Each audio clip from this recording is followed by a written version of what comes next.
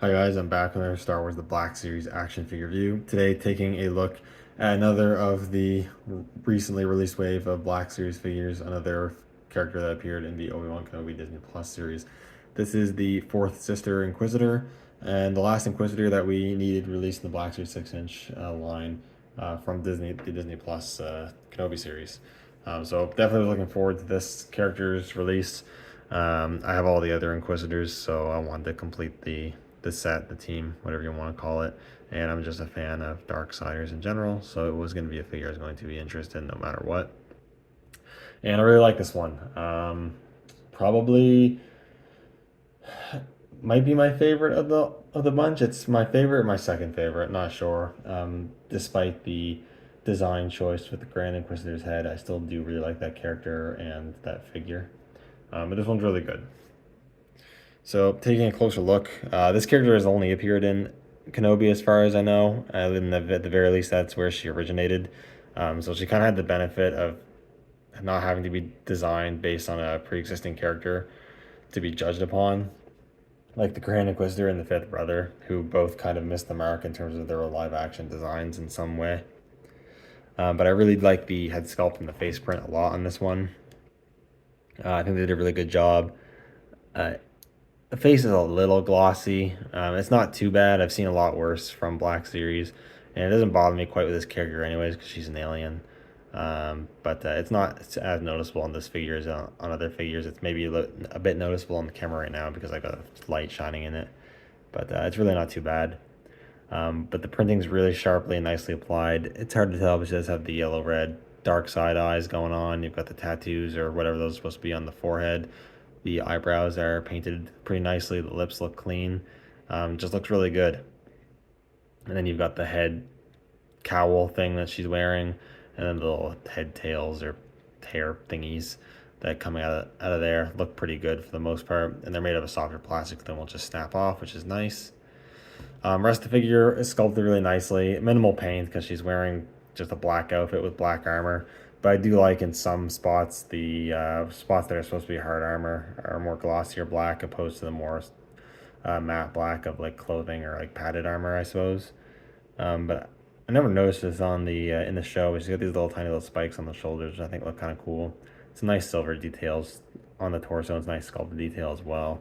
Got a nice cleanly painted Imperial logo in silver there on the, no, not shoulders, but the arms there. Back piece, they got the same logo there. As you can tell, the gauntlets are a bit more of a glossier black to help differentiate it from the rest of the suit, which is cool. The belt is sculpted and painted pretty nicely. She does have a plastic comma or skirt piece, whatever you want to call it. It is painted with a red trim, which I think looks pretty good. It is a pretty soft plastic, so it doesn't get too much in the way of articulation, which is good. And then the legs are pretty basic. It's just black pants with black boots that are a bit more of a glossier black. Not a whole lot to talk about. But yeah, you can kind of get the gist. There's not a whole lot to say. I'd say it's pretty accurate how she looks in the show. She didn't appear too often in the show. That actually, I haven't watched the show since it first came out. I don't recall her doing barely anything. She had a few speaking lines, but I think she's basically there just to bolster the Inquisitor's numbers on screen a bit, and that's it. That's okay. Still a nice looking figure, cool designed character. Looks good to me. In terms of articulation, pretty much what you'd expect. You have a joint in the base of the head as well as the base of the neck. So she looks down a bit, looks up a bit, pivots a little bit in rotation, not too crazy, but it gets the job done.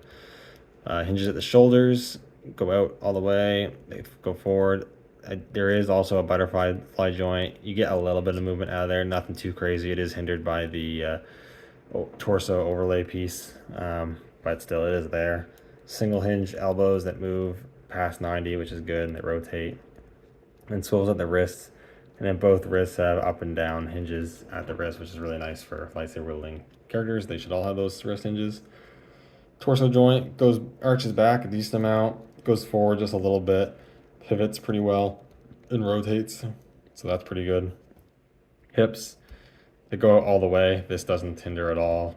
And then they can even split out pretty far. The plastic skirt piece, comma piece really doesn't hinder too much articulation, which is nice. Swivel cut at the thigh, a single hinge in the knee that goes actually a bit past 90, so that's pretty good.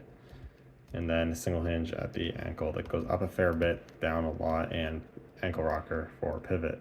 So pretty good articulation. You get this figure in some pretty good poses, so that's always nice for lightsaber wielding characters. In terms of accessories, she doesn't come with much, but she pretty much comes with all she needs to come with, and that would be her double-bladed Inquisitor lightsaber. Red blades, the hilt is new, and it is painted and sculpted pretty nicely in my opinion. It does have two pegs on it, which is for attaching to the back, which I always appreciate weapon storage, especially accurate weapon storage. But the pegs are just a little annoying when it comes to getting her to hold the weapon. She's not the only Inquisitor with that issue. But the blades can be removed. You can, remove one, or you can remove both, do whatever you want. I'll remove both real quick. You do have the holes on this little back piece there. You can just plug that in.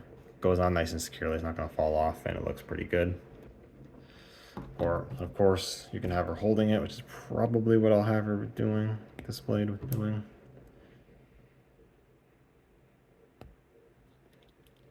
It's not too bad getting the hand to hold the lightsaber, but the pegs do make just slightly more awkward, but you can get her to hold it pretty easily, and it looks pretty good. I like that quite a bit.